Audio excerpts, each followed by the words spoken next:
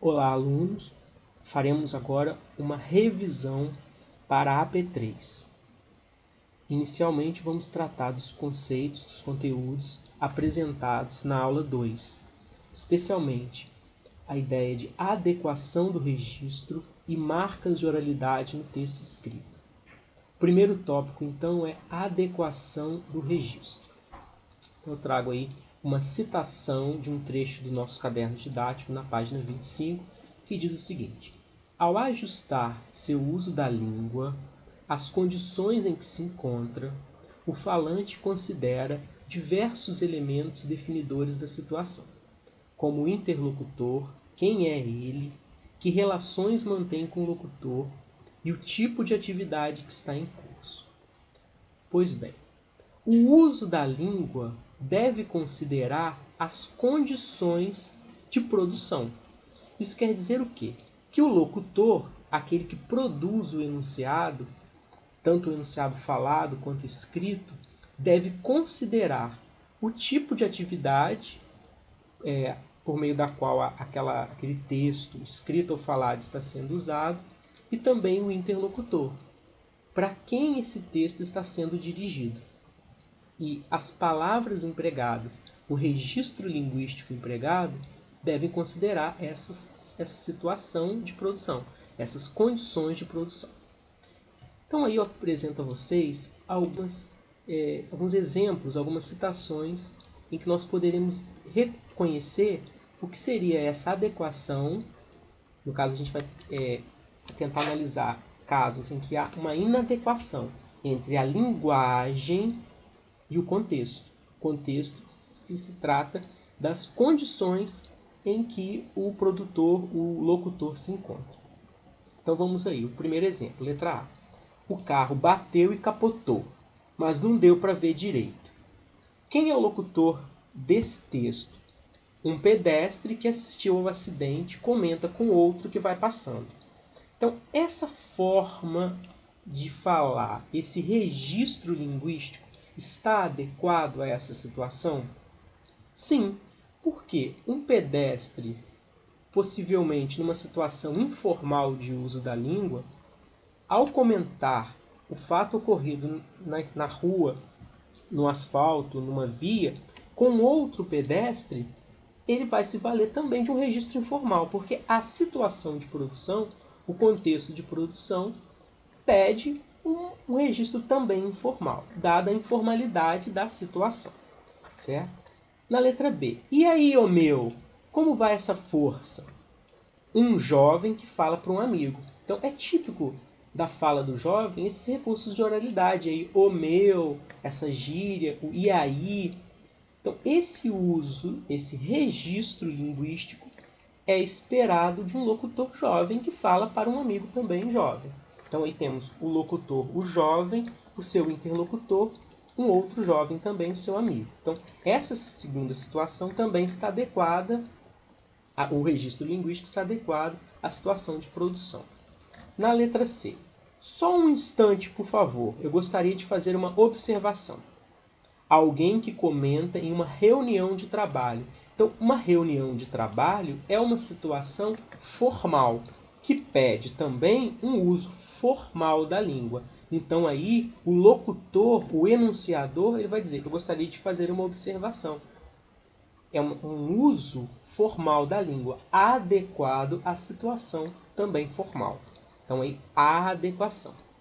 Letra D. Venho manifestar meu interesse em candidatar-me ao cargo de secretária executiva desta conceituada empresa.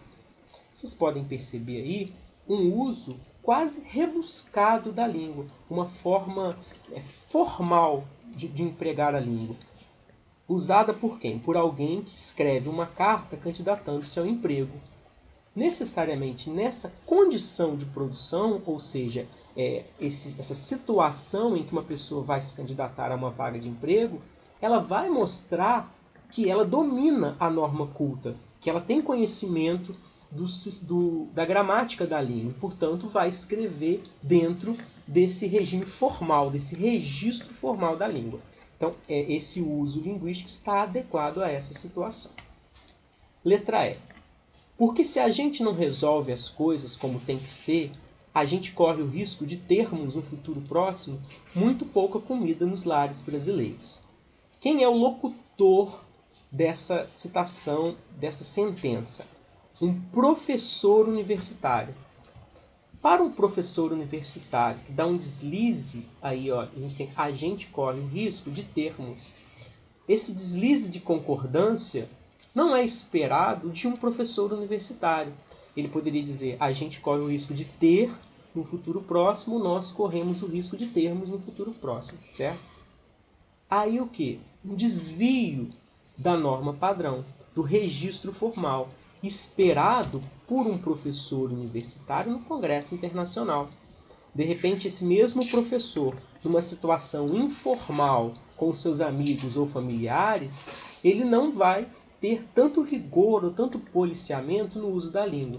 Mas numa situação como um congresso internacional, é necessário o registro formal.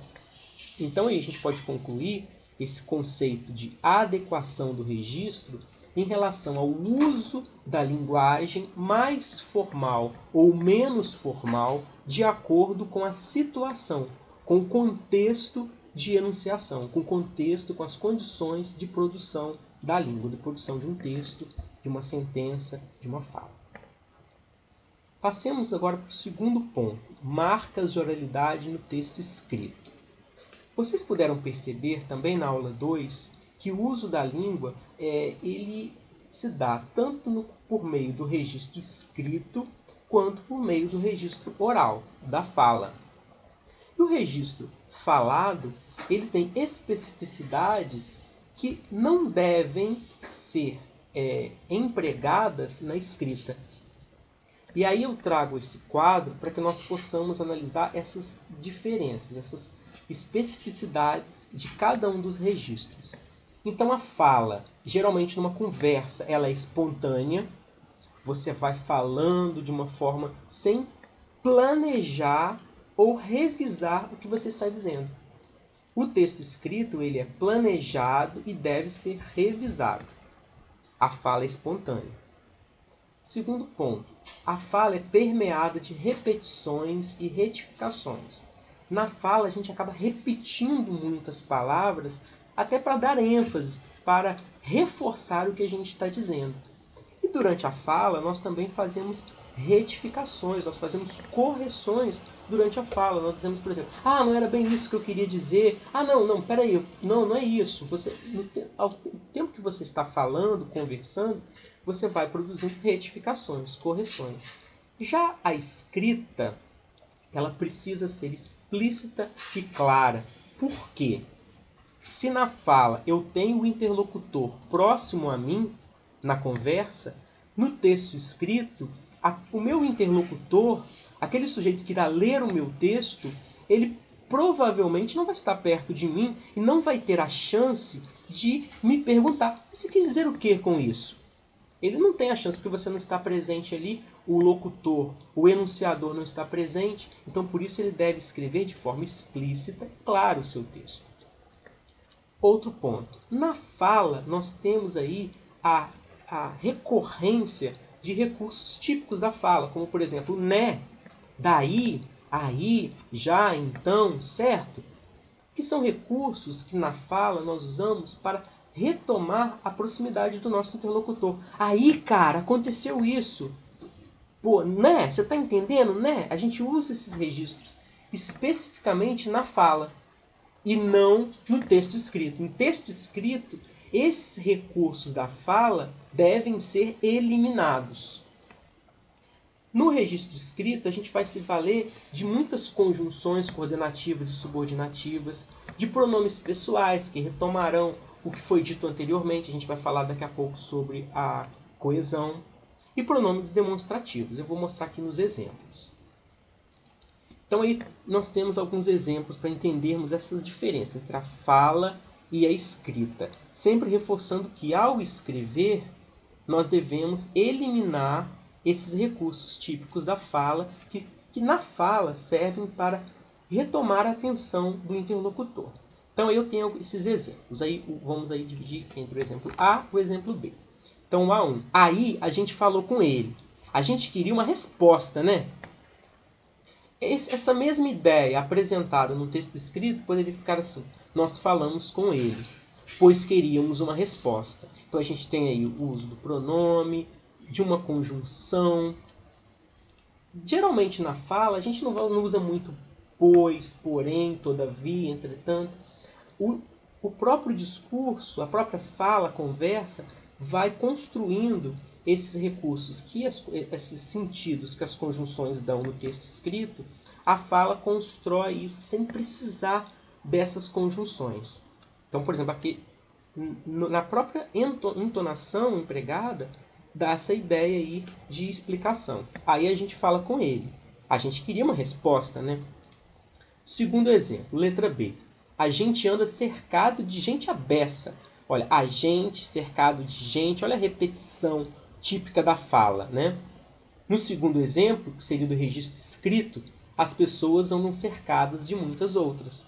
Aí nós temos aí um pronome que retoma as pessoas, certo? Então nós temos aí uma diferença entre o registro falado e o registro escrito. E temos aí também a reflexão sobre os recursos que são típicos da fala, como o né, o daí, o aí, que dão essa ideia de sequência da conversa. Ok? Então, esses são os principais, ou melhor, os tópicos, os conceitos-chave para nós darmos conta da aula 2, do conteúdo da aula 2. A adequação do registro e marcas da oralidade no texto escrito.